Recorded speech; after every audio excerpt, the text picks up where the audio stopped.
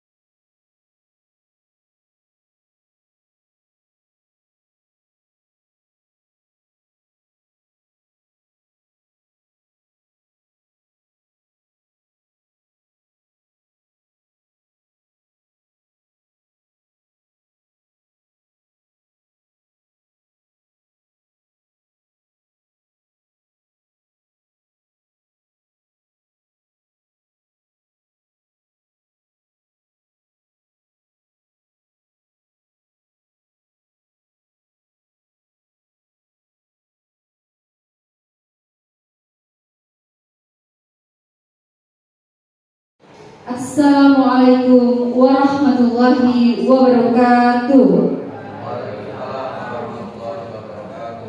Alhamdulillahirabbil alamin wa bihi nasta'in ala umuri dunya waddin. Wassalatu wassalamu ala asrofil anbiya'i wal mursalin sayyidina wa maulana Muhammadin wa ala alihi wa sahbihi ajma'in, amma ba'du. Yang terhormat Kepala SMP Negeri 1 Weleri, yang diwakili oleh Bapak Pedot Pramono SPD, yang saya hormati calon guru penggerak SMP Negeri 1 Weleri Ibu Ani Lailatul Farihah SPD, Bapak Kerto Endro Utama SPD, yang saya hormati segenap ibu bapak guru, hadirin peserta kegiatan pengibasan modul budaya positif implementasi keyakinan kelas dalam menanamkan budaya positif di kelas dan sekolah. Pertama-tama marilah kita panjatkan puji syukur kehadirat Allah Subhanahu wa Ta'ala yang telah memberikan taufik dan hidayahnya sehingga kita bisa berkumpul pada kegiatan pagi ini dalam keadaan sehat walafiat, tidak kurang suatu apapun. Salawat serta salam semoga senantiasa tercurahkan kepada Nabi besar Nabi Muhammad Sallallahu Alaihi Wasallam yang senantiasa menjadi suri tauladan kepada kita umatnya untuk menjadi hamba yang bermanfaat, beradab dan berilmu. Di sini saya sebagai pembawa acara akan membacakan susunan acara. Yang pertama adalah pembukaan, yang kedua adalah sambutan kepala sekolah, yang ketiga adalah pemaparan dan diskusi oleh calon guru penggerak Kabupaten Kendal Angkatan 9 dan doa. Untuk membuka acara pada pagi hari ini, marilah kita buka bersama-sama dengan bacaan basmalah. Bismillahirrahmanirrahim. Acara selanjutnya adalah doa yang akan dibacakan oleh Bapak Zakil Mubarak SPDI. Waktu dan tempat disilakan.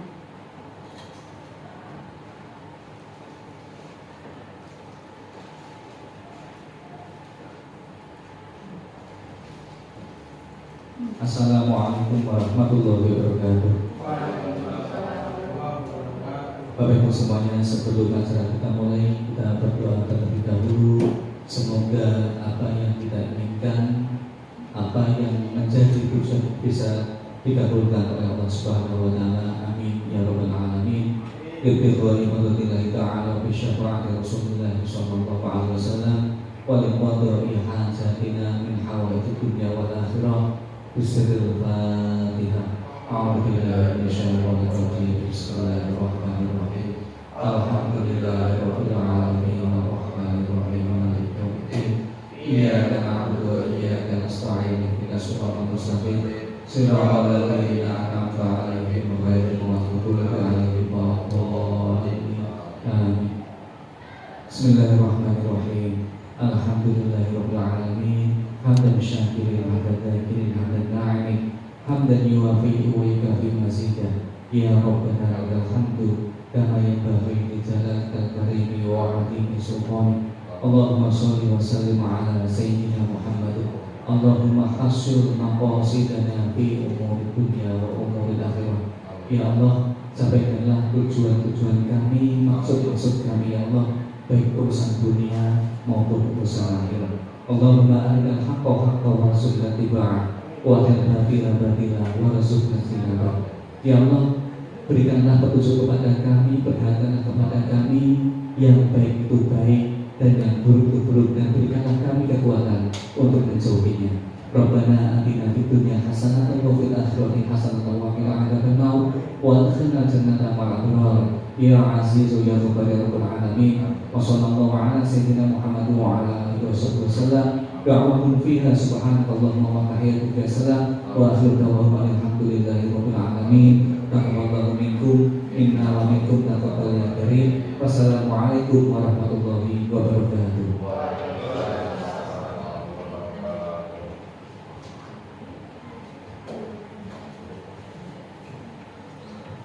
Acara selanjutnya adalah sambutan Kepala SMP Negeri 1 Weleri yang akan diwakilkan oleh Bapak Bendot Pramono SPD. Waktu dan tempat disilakan.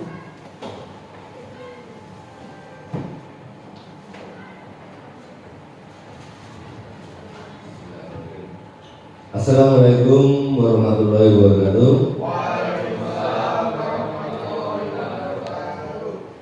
Kepada Ibu Ani Lailatul Farikah SPD dan kepada Bapak Ketok SPD yang berbahagia, dan juga teman-teman guru yang telah diundang oleh Ibu Ani dan Bapak Ketok untuk kegiatan pembebasan modul sebagai calon guru penggerak. Mari kita pertama-tama panjatkan puja dan puji syukur kepada Allah Subhanahu wa Ta'ala. Pada kesempatan pagi ini kita diberi kebebasan, kesehatan yang tiada taranya sehingga kita dapat berkumpul di ruangan ini. Dan yang kedua, sholawat dan salam kita aturkan kepada junjungan Nabi kita Muhammad SAW yang kita nantikan semuanya di yaumul qiyamah nanti. Bapak Ibu sekalian, di sini saya berdiri mewakili dari Bapak Kepala Sekolah, karena Bapak Sekolah punya kegiatan di luar yang tidak bisa digunakan, sehingga Ibu Ani dan Bapak Ketok mewakilkan saya untuk membuka kegiatan pengibasan ini.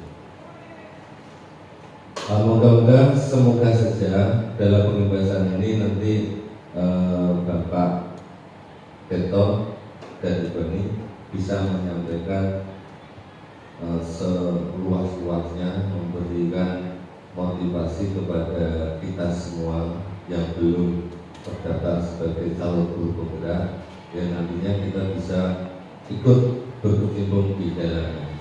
Jadi nanti yang disampaikan oleh mereka berdua adalah budaya positif, implementasi keyakinan kelas dalam menanamkan budaya positif kelas dan sekolah. Nah, dari materi yang pengibasan ini,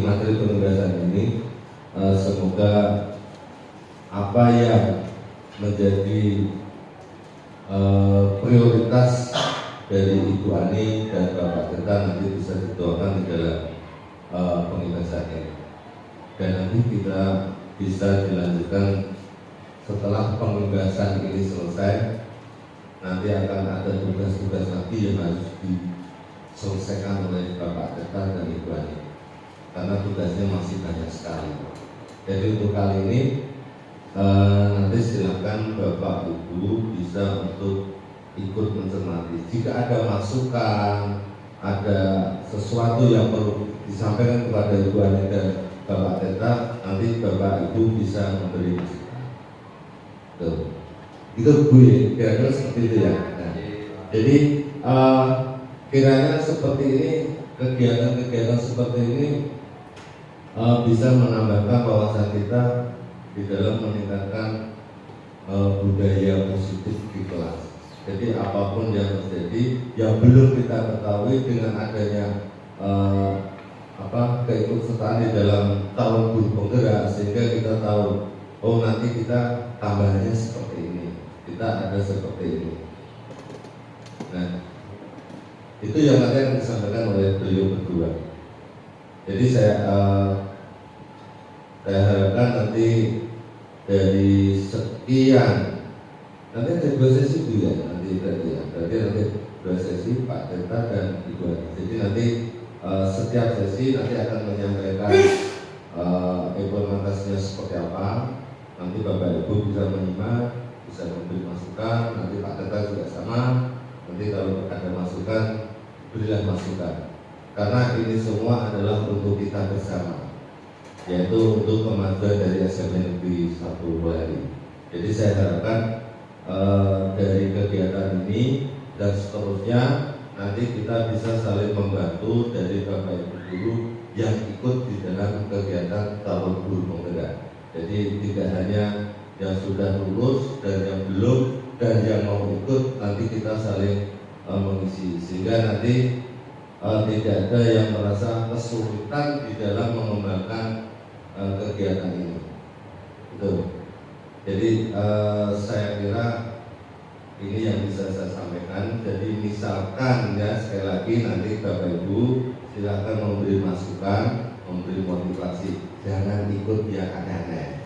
Oke, jadi berilah motivasi biar nanti Ibu Ani misalkan ada yang terlewatkan, nah diberi masukan sehingga teringat kembali, oh harusnya seperti ini. Jadi jangan sampai kita membuat hal-hal yang tidak baik, karena ini untuk kita semua dan untuk SMP 1 Weleri.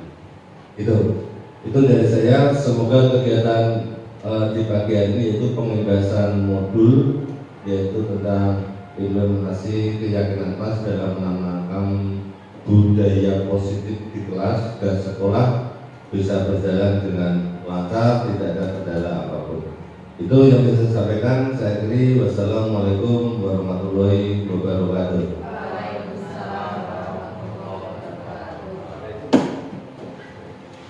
Terima kasih kepada Bapak Ridwan Pramono yang memberikan sambutan sekaligus membuka acara kegiatan pengibasan modul budaya positif yang akan disampaikan oleh calon guru penggerak Ibu Ani Lailatul Falihah SPD dan Bapak Teta Indro Utomo. Untuk acara selanjutnya masuk kepada acara ini, yaitu pemaparan dan diskusi yang akan disampaikan oleh calon guru penggerak pertama kita, yaitu Ibu Ani Lailatul Falihah SPD. Waktu dan tempat sepenuhnya kami serahkan kepada Ibu Ani Lailatul Falihah SPD.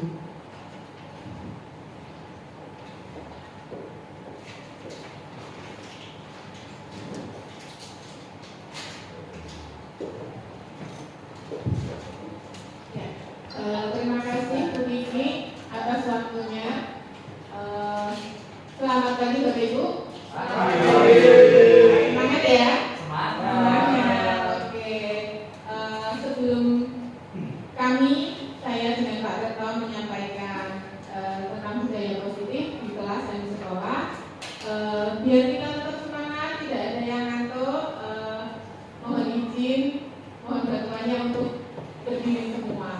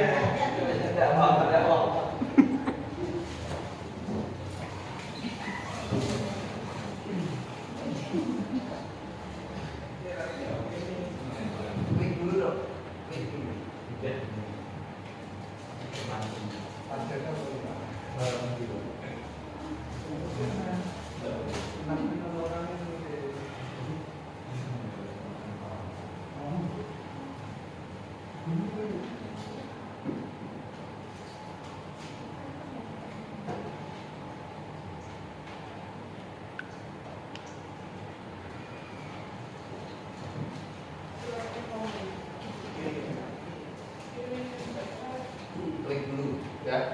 Belum saya mobil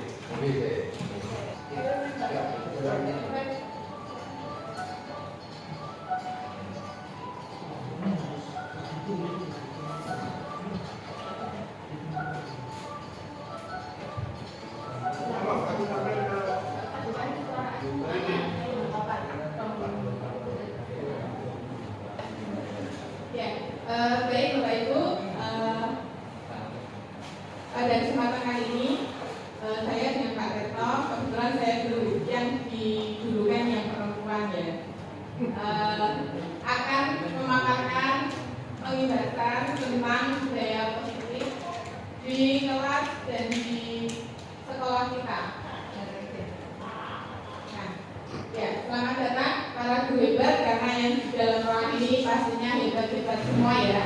Ya, mari belajar bersama, berkolaborasi, saling mendukung demi mewujudkan disiplin positif di sekolah kita tercinta ini.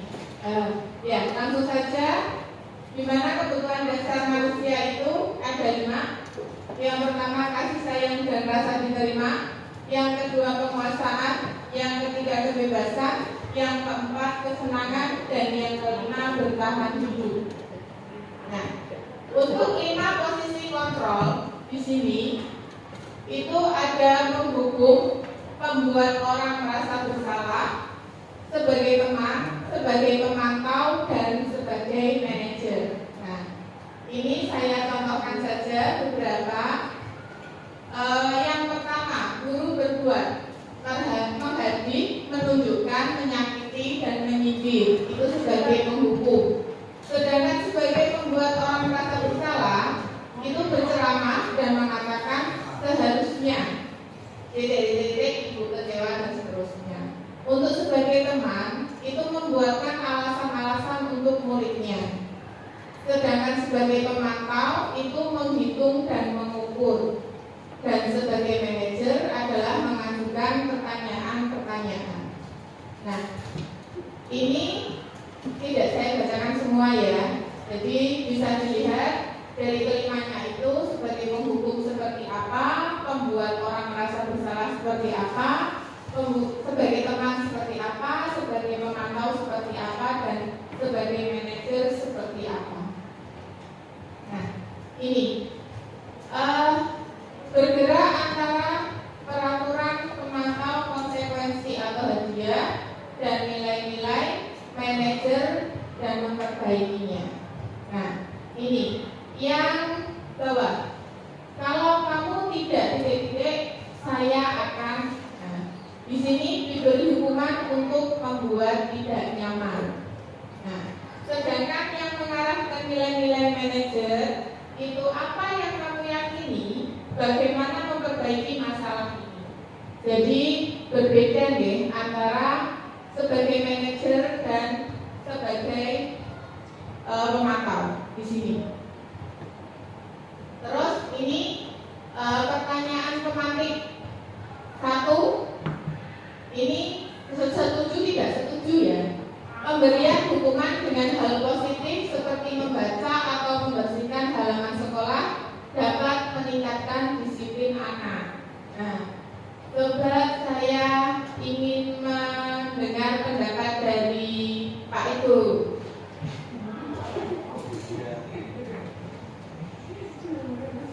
Menurut Pak Ibu, itu setuju apa tidak dengan pernyataan yang satu tadi?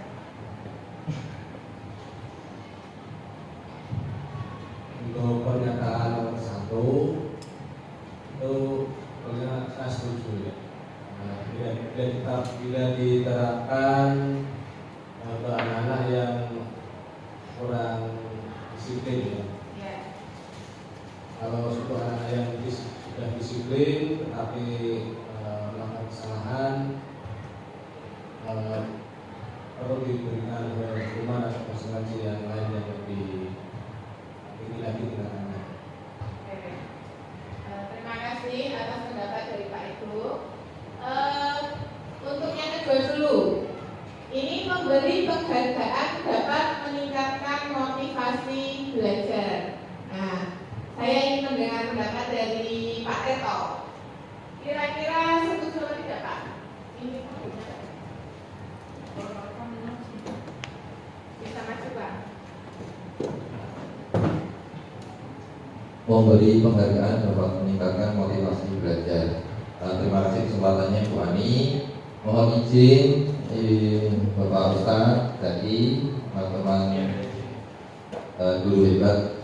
Untuk jangka pendek saya setuju memberi penghargaan dapat meningkatkan motivasi belajar. Tapi untuk jangka panjang saya kira tidak setuju. Sebab motivasi belajar anak ini paradigmanya bukan karena ingin mendapatkan sesuatu yang dia inginkan, melainkan memunculkan kondisi di mana potensi dirinya itu meningkat, sehingga apa yang menjadi kodrat dia, di mana kodrat yang tertera padanya itu yang baik-baik saja tebal dan yang tidak baik tipis. Menurut saya untuk jangka waktu pendek boleh, tapi untuk jangka waktu yang panjang ini tidak setuju. Terima kasih Ibu. Oke, terima kasih atas pendapat dari Pak Reto dan Pak Igun tentunya ya. Mungkin Bapak Ibu yang lain ada yang tidak sependapat dengan Pak Igun dan Pak Reto. Bu Intan mungkin sependapat sama Pak Igun sama Pak Reto apa tidak Ibu? Terima kasih Bu Ani. Dengan Pak Reto itu saya kurang sependapat. Ya. Karena Pak Reto kurang sependapatnya nggak semuanya. Kalau Pak Reto bilang nanti akan menjadi berbuat apa itu? Pendapat juga kan dilihat dulu penyataannya seperti apa. Kalau misal anaknya maju terus kita berikan pos dan tangan memang itu tidak akan merusak mereka. Terima kasih. Oke. Terima kasih atas pendapat Bu Intan. Ya. Di sini ada dua pernyataan saja, kita bisa panjang lebar ya. Oke. Jadi nanti kita di slide-slide yang selanjutnya akan lebih memahami sebetulnya penghargaan itu penting apa tidak sih? Terus efeknya seperti apa sih ke anak? Itu nanti ada gitu. Terus dari Pak Igun yang nomor 1 itu tadi setuju ya Pak? Intinya setuju. Oke, jadi selama ini mungkin saya dengan Bapak Ibu semua yang di sini cenderung lebih setuju karena hukuman yang diberikan itu bersifat positif ya, karena membaca, membersihkan halaman sekolah dan niatnya untuk disiplin anak atau siswa. Nah, nanti kita simak di slide-slide yang berikutnya. Nah, di sini ada disiplin positif dan nilai-nilai kebajikan universal. Nah, ini ada kegiatan tenang saja tidak dilakukan untuk sebenarnya kita bayangkan saja ini ada A dan B. Bayangkan saja teman-teman Bapak Ibu di sebelahnya, misalkan Pak Yaki dengan Pak Ibu, Pak Ozan dengan Bu Ayu. Nah, yang satu, yang A itu menyobek kertas kecil dan menuliskan benda atau sesuatu yang sangat berharga untuk dirinya. Nah, diletakkan di salah satu tangan dan digenggam dengan segala gaya.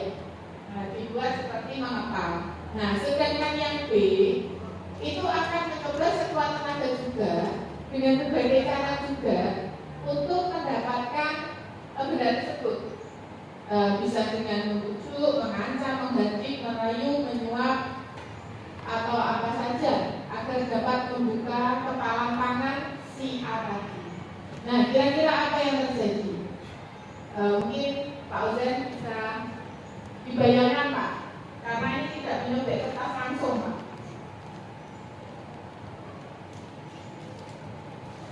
Kira-kira apa yang terjadi Pak? Kalau Pak Ozan sudah menyobek satu kertas ditulis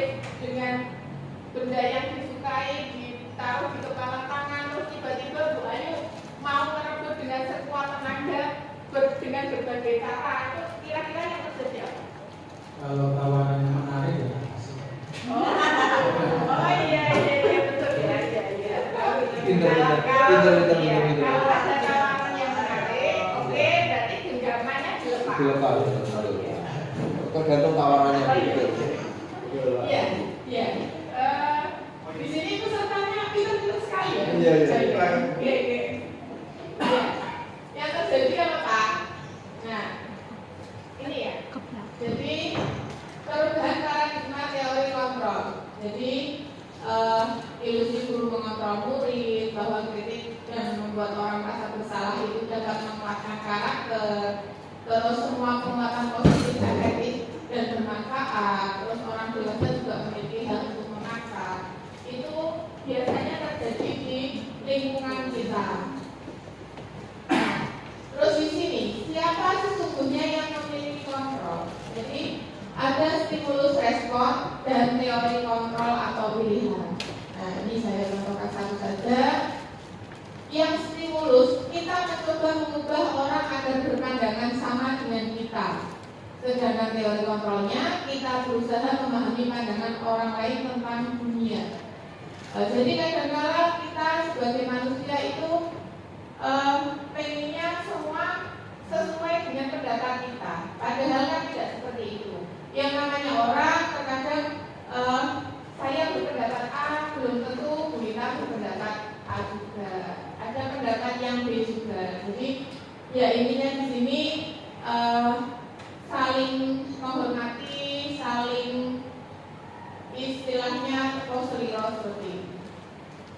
Nah, di sini apakah makna disiplin? Nah, disiplin itu artinya dari bahasa Latin ya, disiplina, yang artinya belajar.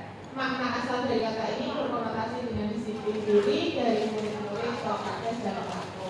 Nah, disiplin diri membuat orang menggali potensinya menuju sebuah tujuan apa yang dia hargai. Namun dalam budaya kita, makna disiplin telah berubah menjadi sesuatu yang dilakukan seseorang pada orang lain untuk mendapatkan kepatuhan. Kecenderungannya adalah menghubungkan kata disiplin dengan ketidaknyamanan, bukan dengan apa yang kita hargai atau pencapaian suatu tujuan mulia. Nah, kita lanjut ke teori motivasi, hukuman, dan penghargaan serta restitusi. Nah, ini teori motivasi perilaku manusia. Nah, motivasi yang eksternal atau yang dari luar itu untuk menghindari ketidaknyamanan atau hukuman. Jadi apa yang akan terjadi apabila saya tidak melakukannya? Nah, itu contoh pertanyaannya. Nah, sedangkan untuk mendapatkan imbalan dari orang lain, itu pertanyaannya apa yang akan saya dapatkan apabila saya melakukannya. Nah, sedangkan motivasi internal itu untuk menghargai diri sendiri. Saya akan menjadi orang yang seperti apa bila saya melakukannya. Nah, di sini ada nilai-nilai kebajikan universal. Nilai-nilai kebajikan adalah sifat-sifat positif manusia yang merupakan tujuan mulia yang ingin dicapai setiap individu.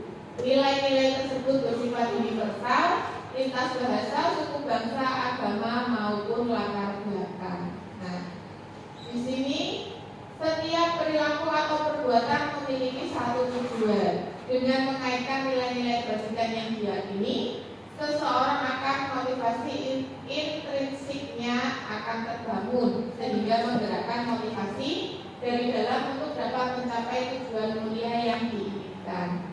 Nilai-nilai kebajikan yang ingin dicapai oleh setiap anak Indonesia kita kenal dengan profil pelajar Pancasila yang sering digaungkan sekarang ini.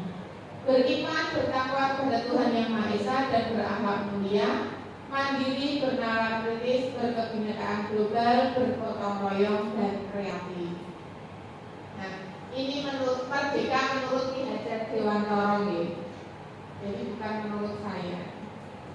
Nah, kita lanjut dihukum oleh penghargaan. Nah, ini kaitannya dengan pernyataan tadi yang sudah berpendapat Pak Tirto tadi ya. Jadi penghargaan berlaku sama dengan hukuman dalam arti meminta atau membujuk seseorang melakukan sesuatu untuk memenuhi suatu tujuan tertentu dari orang yang meminta atau membujuk. Dorongannya eksternal dan ada faktor ketergantungan. Nah, beberapa dampak dari pemberian penghargaan. Ini contohnya, penghargaan itu mendukung, penghargaan mengurangi ketegangan, penghargaan itu tidak efektif dan merusak hubungan. Nah, salah satunya contohnya tadi yang Pak Teto sampaikan, meningkatkan motivasi belajar nih Pak. Ya, jadi berbeda pendapat dengan Bu Ita.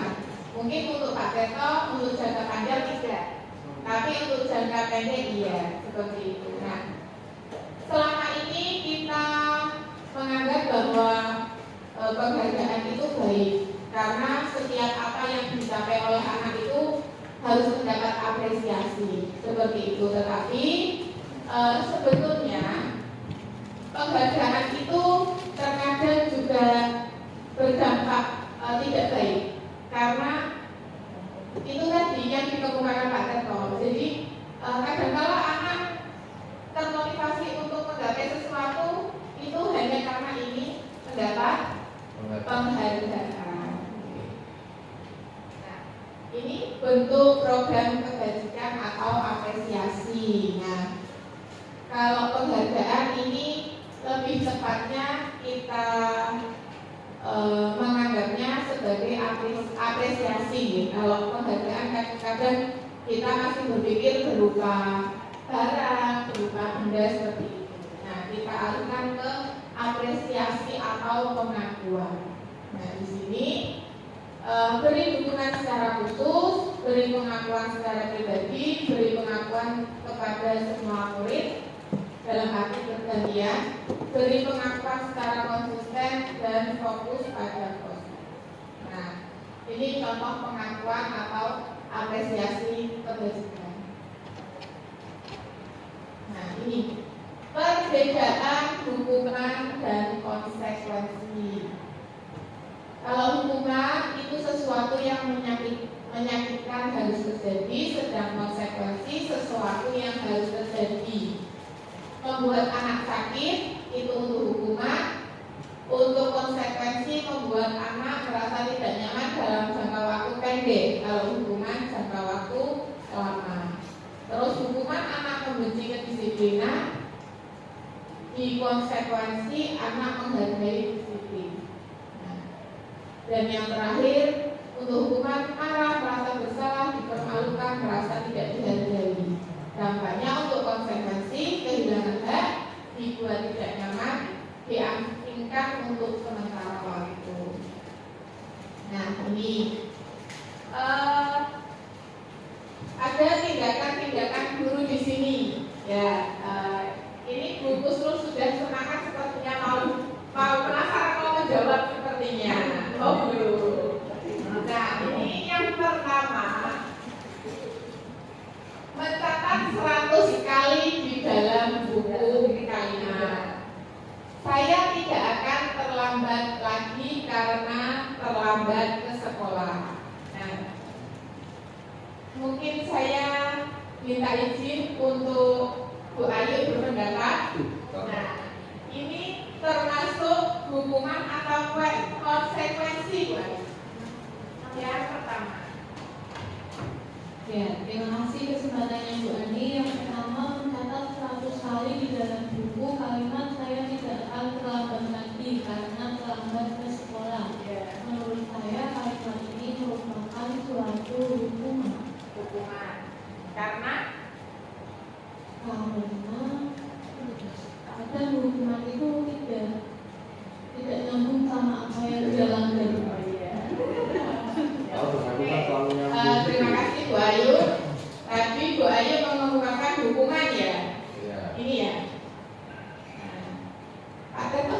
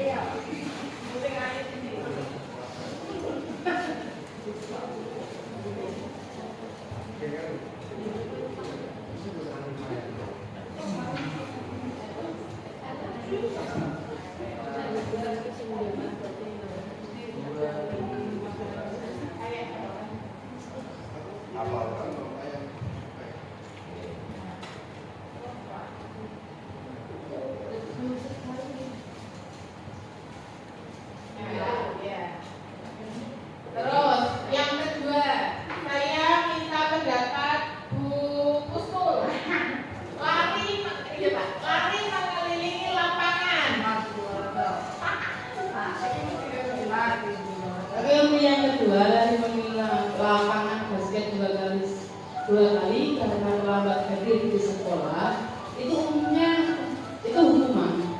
Tapi untuk saya di pelajaran saya olahraga itu karena kita sudah mencapai kesepakatan antara guru sama murid, itu konsekuensi.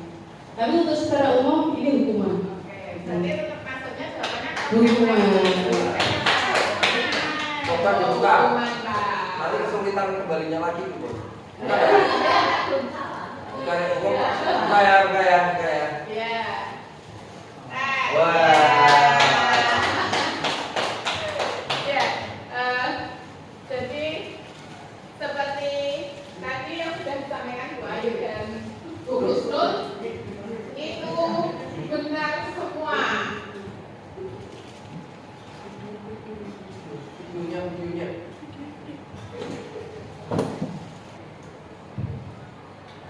Ya, terima kasih tadi yang sudah disampaikan Bu Husnul dan Bu Ayu.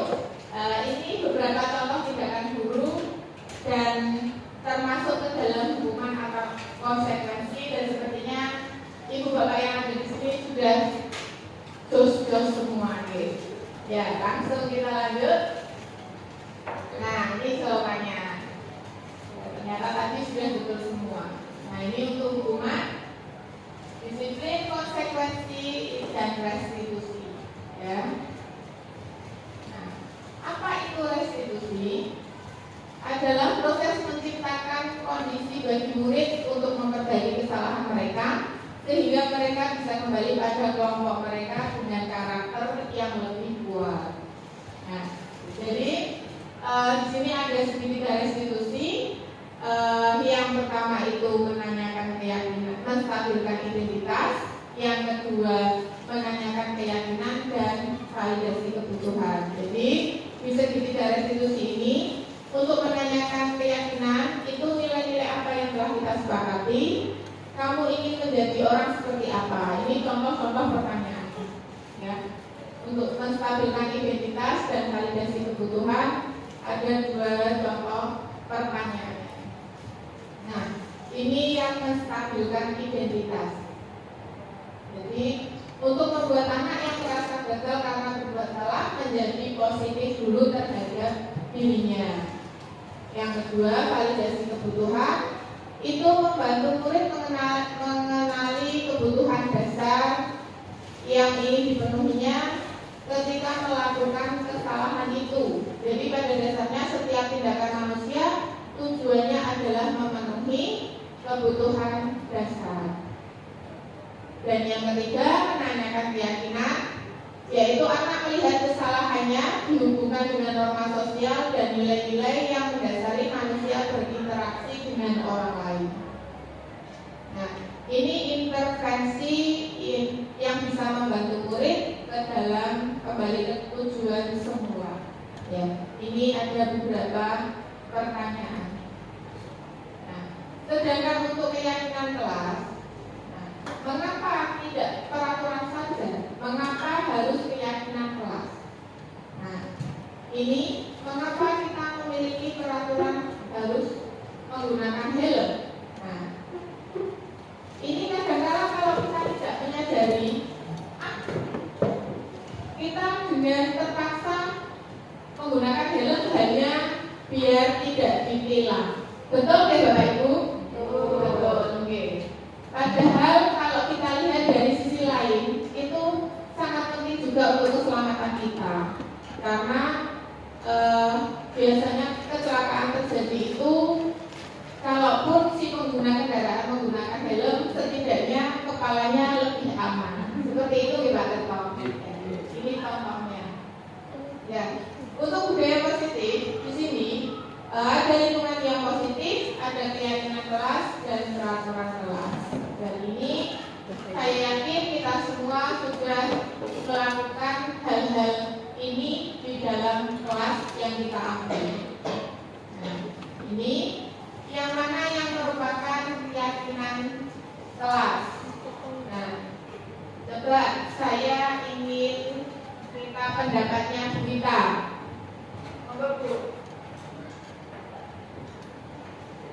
Oke, terima kasih atas waktunya Bu Ani. Kali ini saya akan berpendapat ini yang mana yang merupakan keyakinan kelas dan mengapa. Menurut saya yang merupakan keyakinan kelas itu yang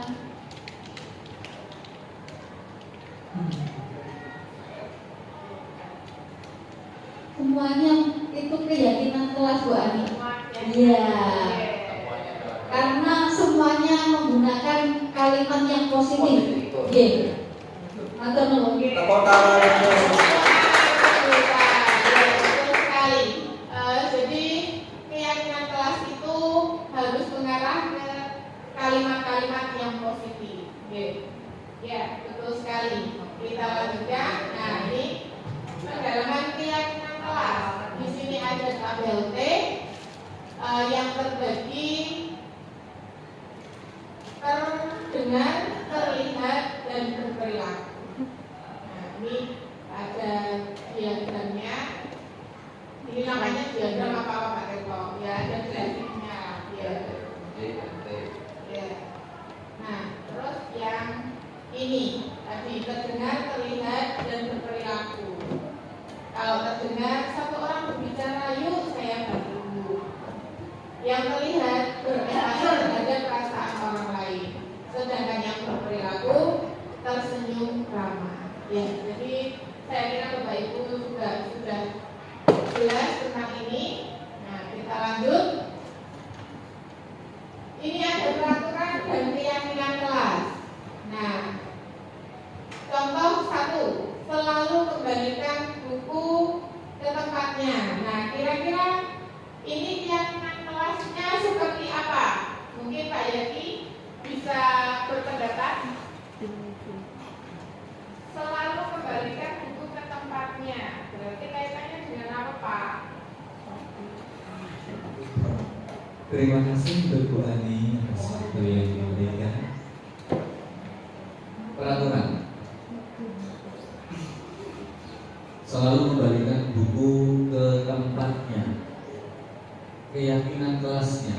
Tadi kan sudah dikemukakan Bu Rita. Kalau keyakinan kelas itu kan semua Menggunakan kalimat-kalimat yang bersifat positif.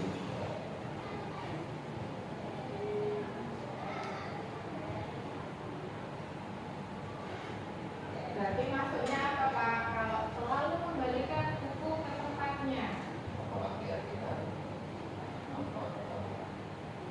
Ini contohnya dari Iya. kata-kata Keyakinannya kalimatnya berarti untuk keyakinan kelasnya masuk. Tanggung jawab. Tanggung jawab barangkali ya Pak. Disiplin apa? tanggung jawab ini. Tanggung jawab. Iya. Oke, kalau Pak Yaki berpendapat tanggung jawab. Oke. Di sini saya contohkan beberapa, tapi tidak saya paparkan semua, gitu. Jadi, ya sudah betul apa yang disampaikan Pak Yaki. Selalu kembalikan buku ke tempatnya itu untuk keyakinan kelasnya adalah tanggung jawab. Oke. Dan seterusnya sampai jangan berlari di kelas. Nah, itu termasuk keselamatan dan keamanan. Nah, ini disiplin positif. Jadi bagian-bagian ini menurut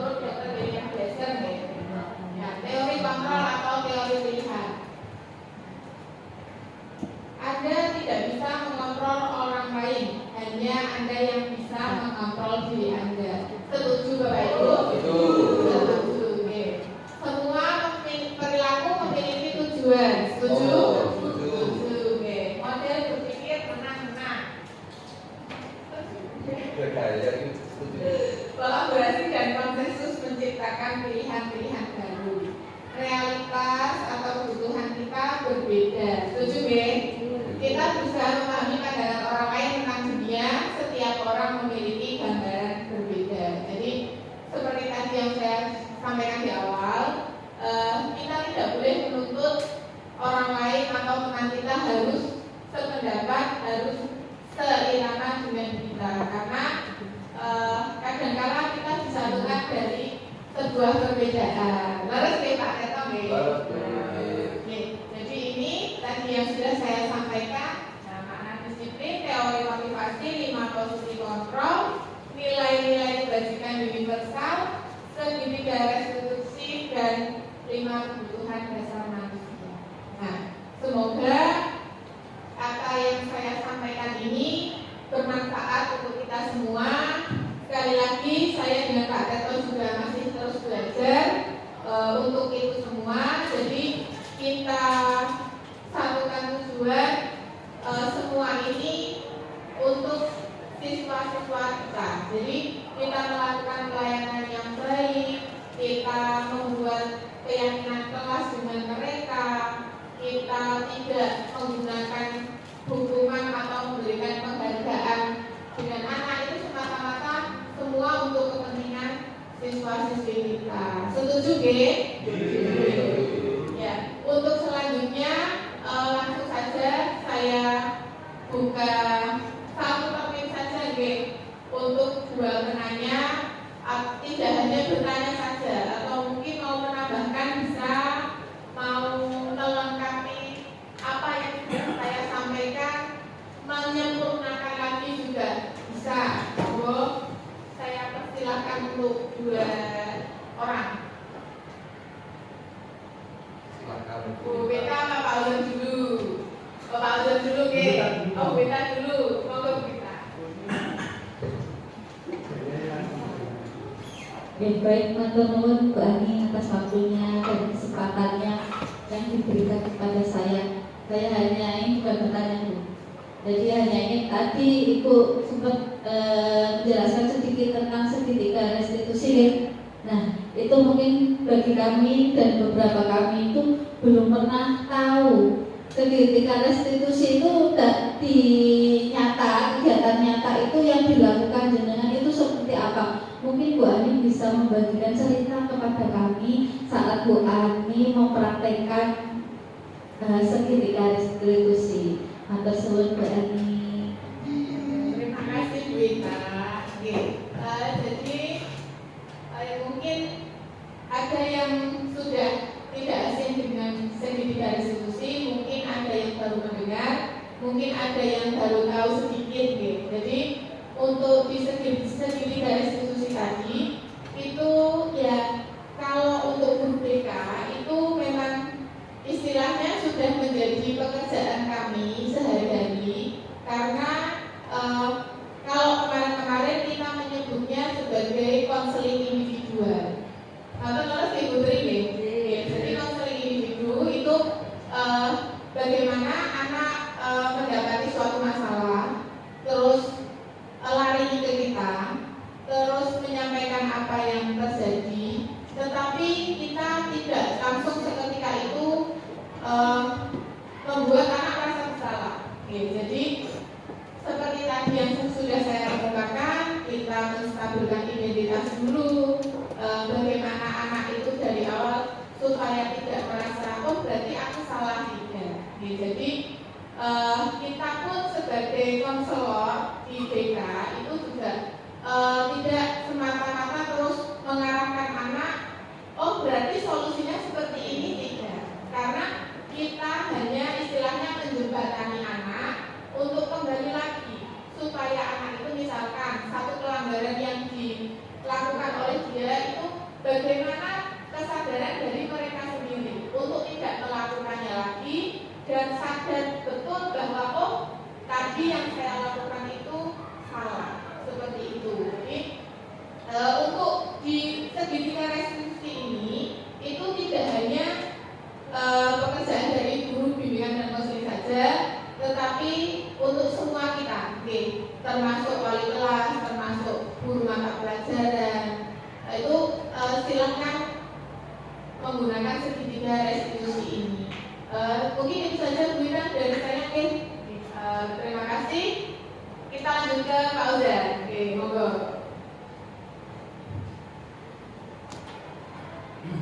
Terima kasih atas waktu yang sudah diberikan kepada saya.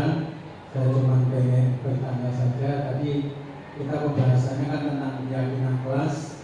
Salah satu pokok bahasannya kan itu keyakinan kelas.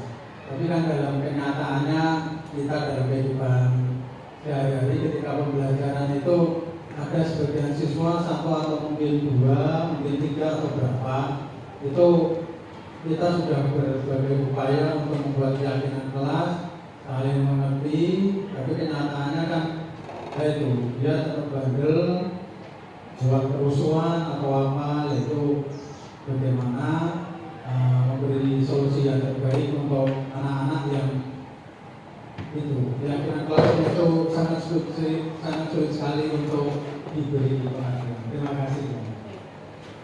Terima kasih Pak Ozan atas pertanyaannya.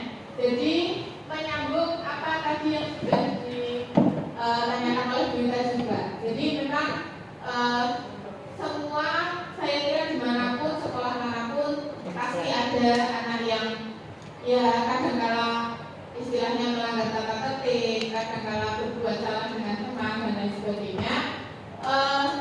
Itu terjadi juga di sekolah kita nih. Jadi bagaimana cara mengatasi anak-anak yang istilahnya luar biasa tersebut? Ya tentunya salah satunya dengan kita melakukan segitiga restitusi itu Pak Ozan. Jadi yang kita kenal kalau di BK sekali lagi itu konseling individu. Jadi anak juga butuh direstitusi. Bagaimana dia selama ini berbuat, bagaimana dia menyadari itu salah atau benar. Kemudian yang terpenting bagaimana hal-hal itu tidak dilakukan lagi untuk kedepannya atas kesadaran sendiri seperti itu. Nah salah satunya dari segitiga restitusi itu. Untuk yang selanjutnya lagi, kita sebagai pendidik, Bapak Ibu guru yang di sini juga tentunya tidak boleh capek, tidak boleh lelah untuk selalu mengingatkan kepada siswa-siswa kita apa saja yang boleh dilakukan, apa saja yang tidak boleh dilakukan. Dan mungkin di guru PKN juga ada dijelaskan norma-norma yang berlaku di negara kita, itu mungkin juga sangat membantu Pak Ozan. Jadi anak tahu batasan-batasannya seperti itu. Tentunya tidak lepas juga dari peran orang tua masing-masing di rumah, karena yang paling penting itu di rumah dulu. Anak istilahnya 24 jam, di sini hanya beberapa jam lebih banyak waktu di rumah. Nah kalau di sekolah kita sudah menerapkan apa yang seharusnya, tetapi di rumah tidak didukung oleh orang tua masing-masing anak, itu pun juga tidak akan terwujud. Jadi intinya di samping kita pelayanan penuh ke anak di sekolah, selalu kita harus didukung oleh support system yang lain, seperti orang tua juga, lingkungan tempat tinggal mereka juga, lingkungan belajar mereka juga, seperti itu. Mungkin itu Pak Ozan. Terima kasih. Demikian yang bisa saya sampaikan, dan terima kasih atas bantuan Bapak Ibu semua, atas partisipasinya, atas dukungan semuanya untuk saya dengan Pak Berto. Semoga apa yang hari ini saya sampaikan bisa bermanfaat sekali lagi untuk kita semua, dan kita bisa melaksanakan hal-hal yang positif yang tadi sudah saya sampaikan, semata-mata untuk kepentingan siswa-siswi kita. Terima kasih sekali lagi. Mohon maaf sekalian saya tutup untuk pemaparan saya. Nanti dilanjut untuk pemaparan dari Bapak Berto. Terima kasih. Wassalamualaikum warahmatullahi wabarakatuh. Demikian praktik baik yang saya lakukan di SMP Negeri 1 Weleri. Terima kasih. Salam bahagia. Guru penggerak, bergerak, tergerak, dan menggerakkan.